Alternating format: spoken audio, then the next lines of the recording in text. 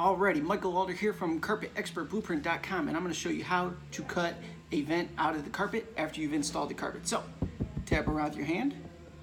You can feel there's nothing here. Take your knife and slice into it. I like to do an X, corner to corner.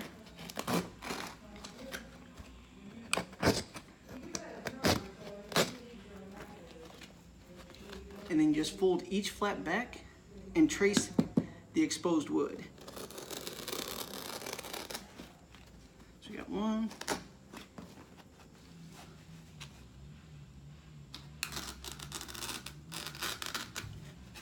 2,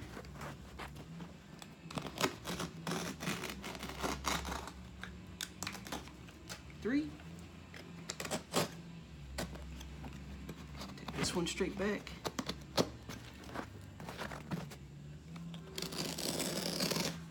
Boom. It's cut out, ready to go. Now you can do this part a couple different ways. Some people like to staple this. I don't like to do that because it could show divots on it, but you just set your vent in place and you're good to go. So we have the vent in the other room there. Just drop it in. Boom.